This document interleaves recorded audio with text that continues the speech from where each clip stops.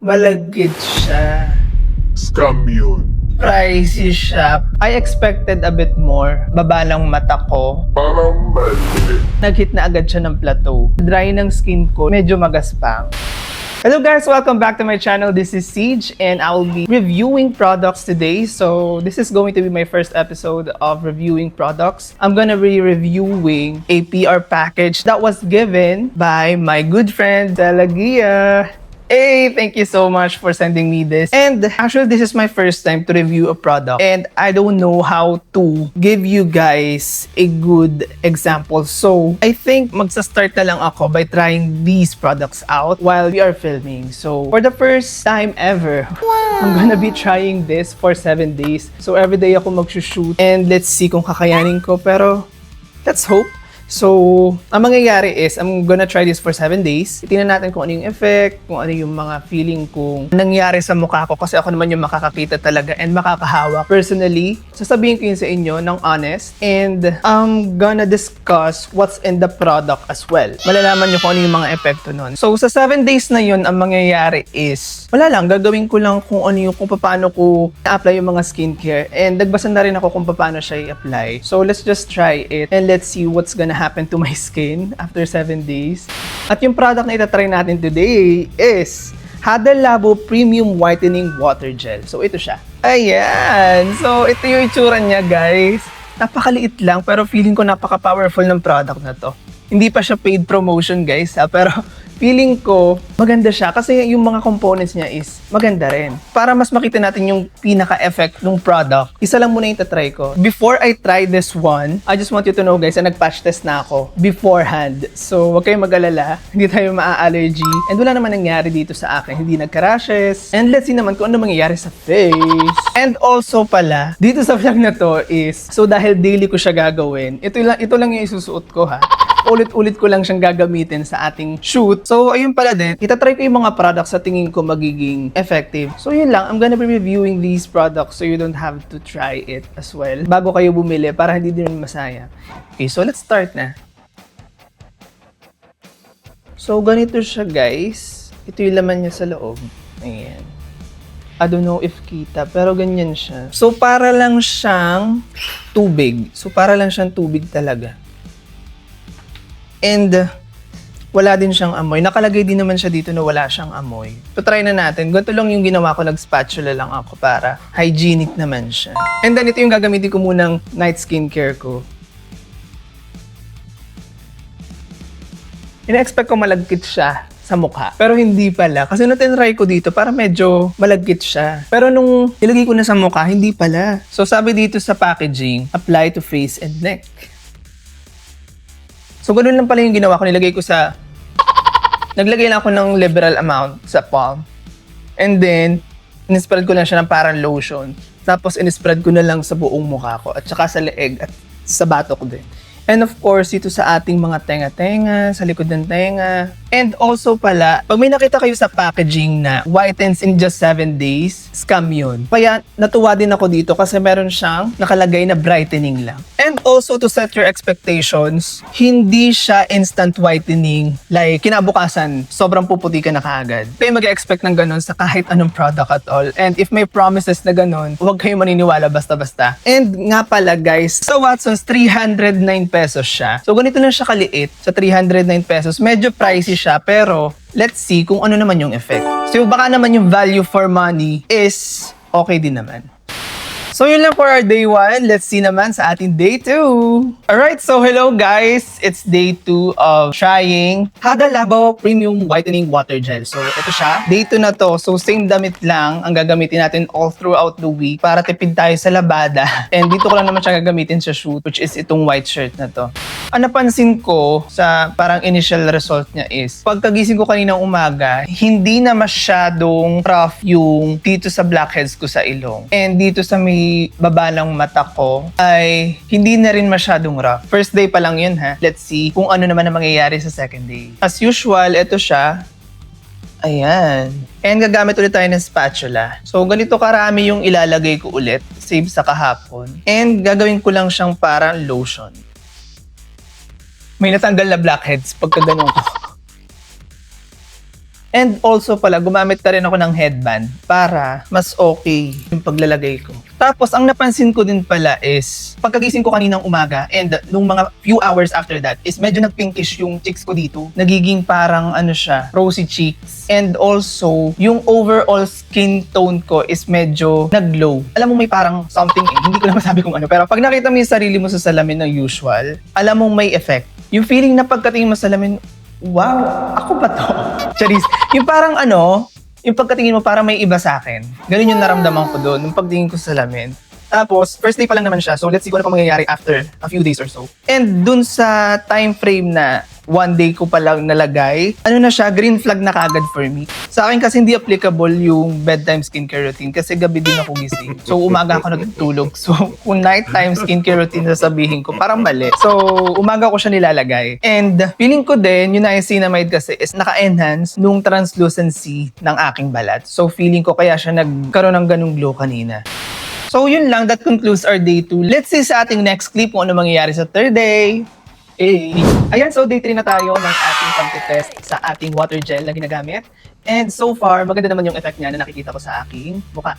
Although, one thing that I noticed is yung dito sa blackheads ko dito na part is parang nag-hit na agad siya ng plateau. On a third day, parang I expected a bit more on the result siguro. Kasi feeling ko, ang dapat maging effect niya is mag-soften talaga yung blackheads ko. So sa third day, ang napansin ko is may glow siya, na-retain, and parang medyo naging vibrant din yung skin tone.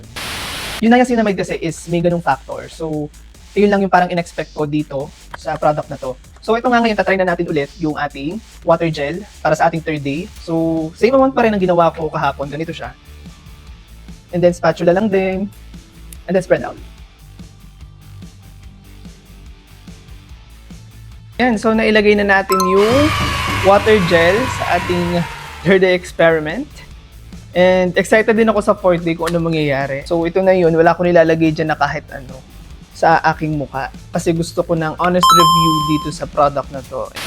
So, see you na lang sa ating fourth day. Ayan, so day 5 na natin ang pagtatry nitong Hada Labo Premium Whitening Water Gel. Ang napansin ko kaninang umaga pagkagising ko is usually kasi ang dry ng skin ko, lalo na ngayong taglamig kasi malamig na and parang medyo dry yung hangin. Nagiging siya, hindi naman siya super dry pero alam mong medyo magaspang. So ngayon na 3 araw ko na siya nagagamit, so sa 4th day ko na paggising ko kanina is maganda yung balat ko pa rin. Ito nga, mag-a-apply na tayo.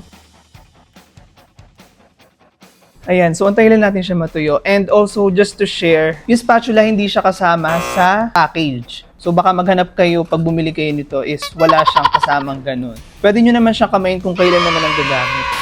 Kailan naman ang aking review sa day 4, so let's see na lang sa ating day 5. Okay guys, so this is our day 5 of reviewing Hada Labo Premium Whitening Water Gel. So, ang napansin ko kaninang umaga pagkagising ko is, like I mentioned before, na parang may tigyawat ako dito and hindi siya tumuloy. Pero nag-iwan pa rin siya ng konting dark spot. And what I noticed is when I use this product, mabilis na siyang mag-fade. So, dun ako pinaka nagulat din. And I think it's also because meron siyang alpha-arbutin. So, yung alpha-arbutin, to give you a more detailed explanation, it helps fade dark spots and acne marks, sunspots, and uneven skin tone. So, ang maganda rito is hindi lang siya basta nag-brighten ng skin. It also evens out your skin tone. So, for men who's discovering skincare products, so if you get dark marks, may mga pimple scars kayo dyan na may mga itim-itim sa mukha, hindi natin may iwasan yan. And also, after shaving, meron kayong mga marks na mga red, maganda to na gamitin nyo na aftershave product. So, sa mga babae naman, pag may mens kayo and nagkaroon kayo ng breakout, mabilis niya din siyang ma-fade kasi meron siyang alpha-arbutin. And that's what I like about this product. So what I also love about Hada Labo Premium Whitening Water Gel is hindi siya harsh sa ating mga balat. We have the alpha-arbutin to do that. It's actually not just whitening, it's actually lightening our skin complexion. And feeling ko, ang magiging result nito over time is ang skin natin is not going to be pale and it's going to be fresher. And it's also safe for sensitive skin. So if you guys have sensitive skin, yes, this is going to be a perfect match for you. So, try na natin ulit for our day 5 and let's see, malapit na tayo matapos ating review.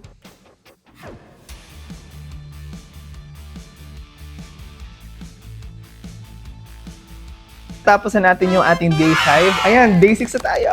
Alright guys, so welcome to our day 6. Ito na nga tayo. And just to let you know guys, our 6th day is going to be our last day na mag-a-apply tayo ng ating Hada Labo Premium Whitening Water Gel. Sa 7th day kasi natin, I always recommend kahit sa mga friends ko and sa family ko na hayaan natin makapag-breathe yung ating mga balat. So this is the perfect time to do that. And also, to give you an example of practice what you preach.